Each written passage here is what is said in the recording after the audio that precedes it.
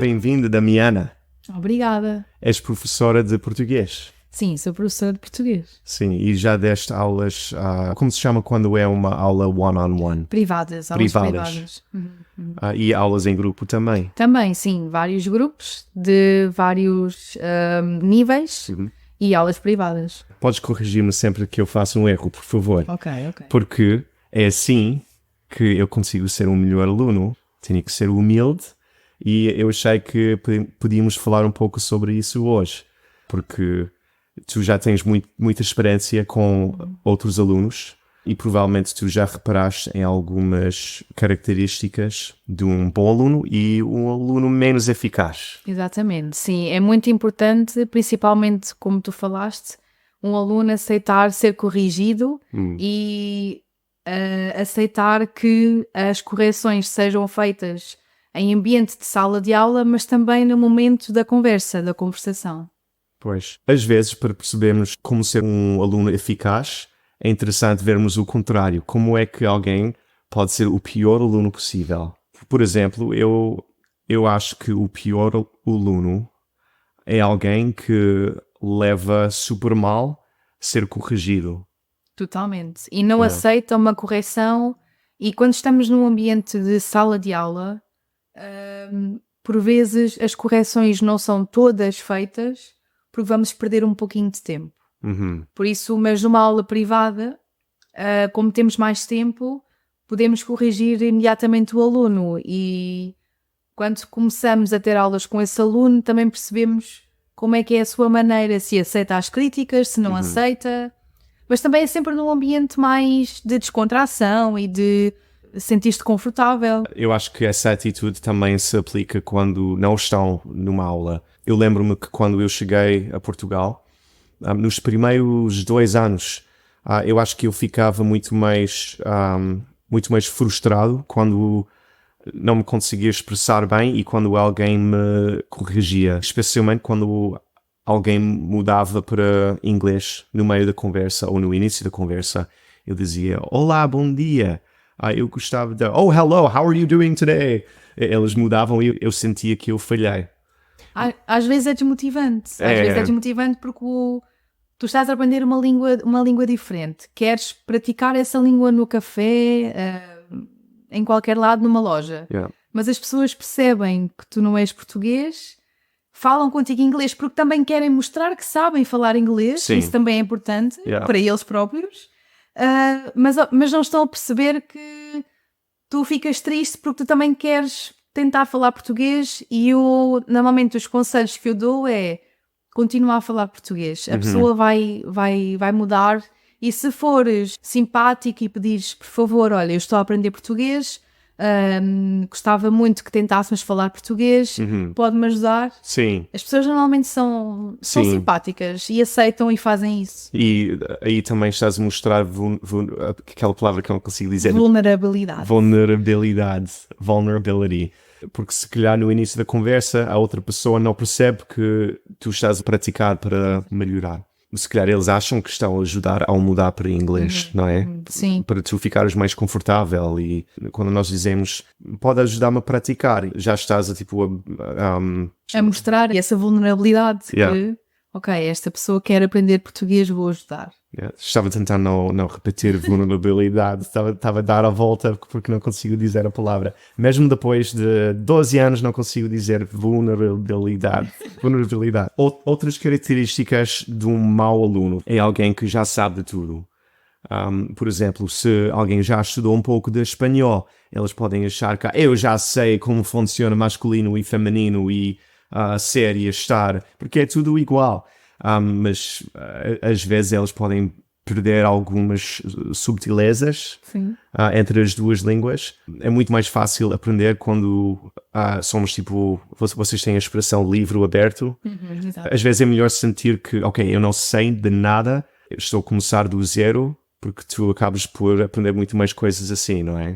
Sim, normalmente os alunos que acham que sabem de tudo é o exemplo que tu deste, por exemplo, quando sabem dizer algumas palavras em espanhol e acham que o sotaque é totalmente igual e chegam a algum sítio e olá, que tal? Conseguimos logo perceber que, ok, esta pessoa acha que sabe algumas palavras em português, mas não sabe. Yeah.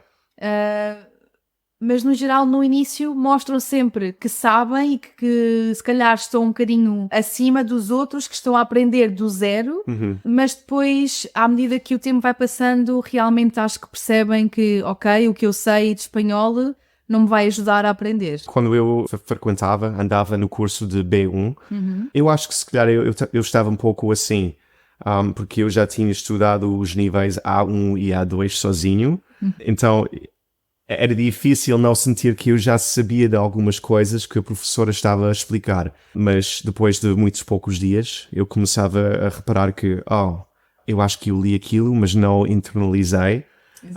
E mesmo que ela esteja a repetir algumas coisas de A1 e A2, como revisão, obrigado. Eu ainda devia prestar atenção para absorver tudo. Mesmo se nós já saibamos de um assunto, às vezes temos que ouvir a mesma coisa de várias maneiras para internalizar e para perceber 100% aquele assunto. E o B1 no início é muita revisão. Fazemos muita revisão dos níveis A1 e A2, porque o nível A1 e A2 aprendes muita coisa. E no B1, para além de introduzirmos coisas novas, o pretérito mais perfeito composto, etc., é muita revisão das coisas que tu fizeste. E então às vezes precisamos de ouvir outra vez a mesma coisa para se calhar também aprendermos coisas novas. Não é?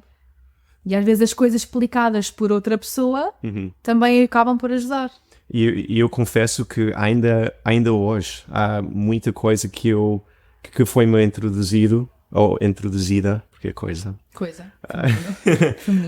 Ainda hoje há muita coisa que me foi introduzida no A1 ou A2 que ainda não aperfeiçoei. Por exemplo, preposições, diferenças entre por, para, ou até diferenças entre formal e informal. Claro que eu aprendi a regra básica, mas há muitas subtilezas no dia a dia. Então é só para dizer que mesmo se nós achamos que...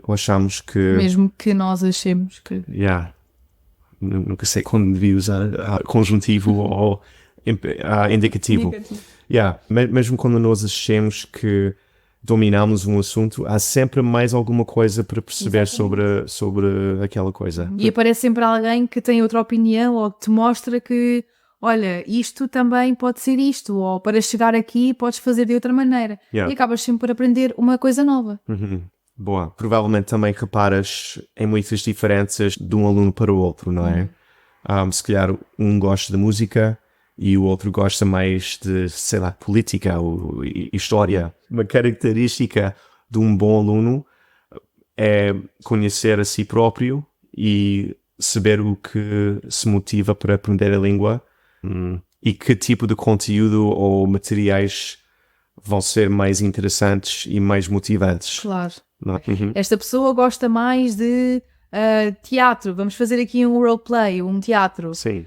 Com os alunos privados é um pouco mais fácil, não é? Mas quando temos uma turma muito grande, os interesses acabam por ter que ser muito misturados para conseguir responder a todos. Não é? Mas, claro, quando nós, os interesses também para aprendermos uma língua também é importante. Se eu preciso mesmo de aprender português porque venho para Portugal trabalhar e viver, é uma motivação, não é? Eu preciso mesmo de saber. Mas agora, eu preciso saber português, olha, porque sim, porque quero saber pedir um pastel de nata em português e um café. Sim. Sim, temos que ter consciência dos nossos interesses, do nosso estilo de aprendizagem. Muito importante. E do nosso objetivo de como vamos usar a língua. Se eu não vou visitar o jardim zoológico, se calhar não tenho que decorar todos os nomes dos animais, porque isso não vai entrar nas conversas do dia a dia. Pois não. Há várias maneiras de aprender. Eu posso estar a aprender português e estar a ouvir, preciso de ouvir música, ou eu, para mim, aprendo a ver vídeos no YouTube. Há muita gente que gosta de aprender a ver vídeos no YouTube. Sim. E eu tenho conhecido imensa gente que aprende coisas. Eu preciso ver um vídeo. Eu preciso ver o vídeo, as pessoas a fazer isto, e eu já aprendo a fazer isto. Portanto, há muitas maneiras de aprender. Sim, e enquanto outros alunos se calhar não querem perder tempo a ver vídeos porque é muito lento ou não vai ao ritmo deles, preferem ter a lista de gramática, das regras de gramática. Exato, para seguir tudo ao pormenor. Sim, não é? sim. E eu acho que tu disseste, antes de começarmos a gravar, que no passado tu aprendeste um pouco de espanhol ou italiano, não é? Sim, os dois. Sim. E qual é o teu estilo pessoal de aprendizagem? Eu acho que a melhor maneira de aprender uma língua é estar dentro do ambiente onde essa língua é usada. O meu método de estudo, e se eu quero aprender uma coisa, eu preciso estar envolvida com essa coisa.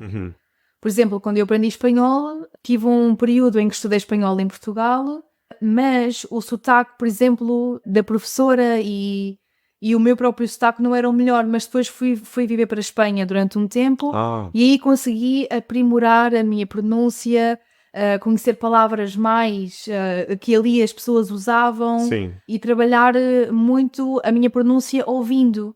E então, esse acho que é das melhores coisas que se pode fazer para aprender uma língua, é mesmo ouvir. Sim. Ouvir. Sim, e torna a língua mais relevante. Exatamente. Mas claro que não é a única forma. Se alguém está a viver fora de Portugal, elas podem encontrar vídeos ou conteúdo que lhes interessa. Exatamente. Netflix, hoje em dia, podemos ver conteúdos, podemos ver vídeos, filmes, séries na televisão e também tentar mudar as legendas para português, mudar o áudio para português. Podem procurar e filtrar os nossos shorties. Exatamente. Para os tópicos que vos interessam mais. Ok, acho que vamos deixar por aqui por hoje. Obrigado. Eu acho que foi um sucesso. Eu também acho que foi. Yeah. Obrigada. Obrigado eu.